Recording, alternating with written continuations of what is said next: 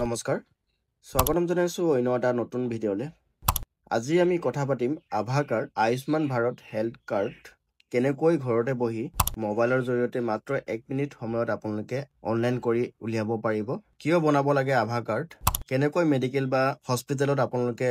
এই কাৰ্ডৰ ব্যৱহাৰ কৰিব সকলো কথা কম এই কাৰ্ড আপোনালোকে এটকাও খৰচ নকৰাকৈ নিৰ্মাণ কৰিব পাৰিব কেনেকৈ অনলাইন এপ্লাই কৰি উলিয়াব তাক কোৱাৰ আগতে কি ডকুমেন্টছ বা নথিপত্ৰ লাগিব আপোনালোকক লাগিব আপোনাৰ আধাৰ কাৰ্ড যাৰ নামত এপ্লাই কৰিব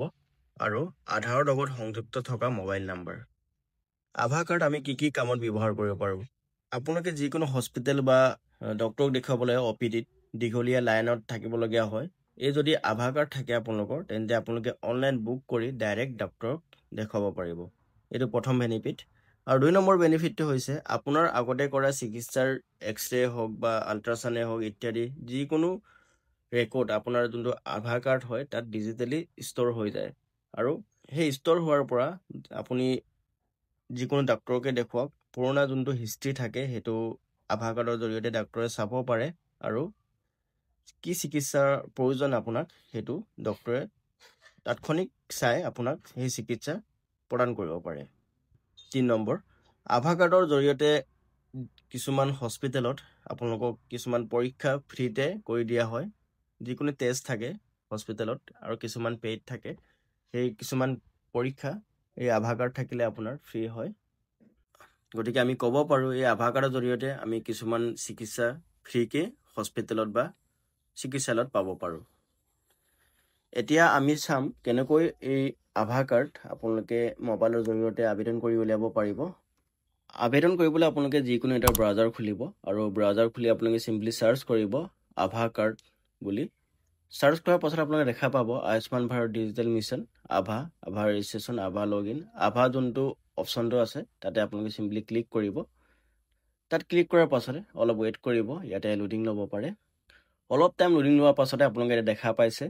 ইণ্টাৰফেচটো এনেকৈ খোল খাই গৈছে আৰু ইয়াতে আপোনালোকে দেখা পাইছে ক্ৰিয়েট আয়ুষ্মান হেল্থ একাউণ্ট আভা নাম্বাৰ আপোনালোকে ইয়াতে দেখা পাব বেনিফিট অফ আভা নাম্বাৰ কি বেনিফিট আছে কি লাভ আছে এই কাৰ্ড বনালে আপোনালোকৰ অলৰেডি মই ক'লোৱে আপোনালোকক গতিকে এতিয়া আমি চাম কেনেকৈ আবেদন কৰিব পাৰি ক্ৰিয়েট আভা নাম্বাৰ যোনটো অপশ্যন আছে আপোনালোকে তাতে ক্লিক কৰিব ইয়াতে আপোনালোকে দেখা পাইছে Ayushman Bharat health account number আৰু যোনটো ক্ৰিয়েট আভা নাম্বাৰ তাত ক্লিক কৰাৰ পাছত আপোনালোকে দেখা পাইছে দুটা অপশ্যন ইয়াতে ক্ৰিয়েট আভা নাম্বাৰ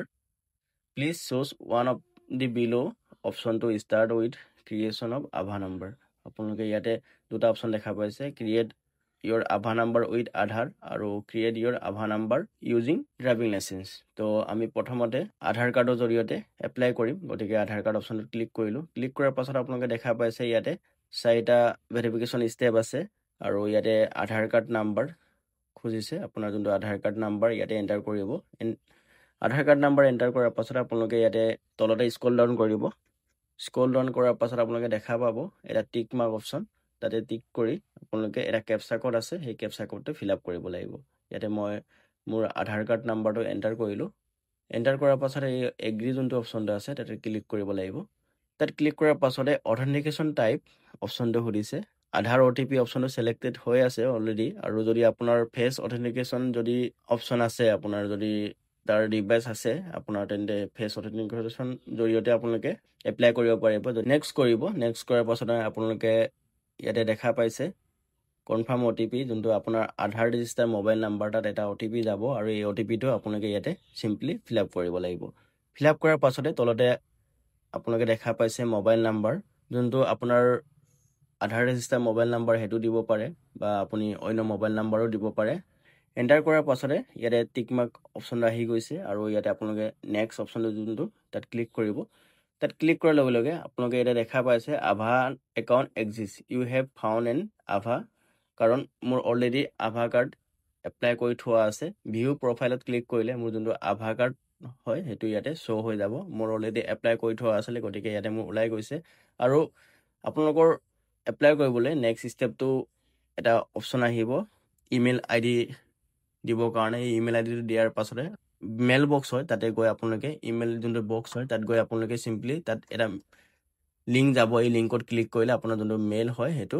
ভেৰিফাই হৈ যাব আৰু ভেৰিফাই হোৱাৰ পাছত আপোনালোকে এটা ইউনিক আভা নাম্বাৰ জেনেৰেট কৰিব লাগিব ইয়াত আপোনালোকে দেখা পাইছে আভা সংখ্যা যিকোনো নাম্বাৰ এটা আপোনালোকে দিব লাগিব আৰু দিয়াৰ পাছত আপোনালোকে এই যোনটো @abdbm এইটো অপশ্যনটো সিলেক্ট কৰিব লাগিব তো এনেকৈ আপোনালোকে ক্ৰিয়েট কৰিব পাৰিব এতিয়া অলৰেডি মোৰ ক্ৰিয়েট কৰি থোৱা আছে সেইকাৰণে মই দেখাব নোৱাৰিলো আপোনালোকক কিন্তু একো হাৰ্ড প্ৰসেছ নহয় আপোনালোকে সিম্পলি এপ্লাই কৰিব পাৰিব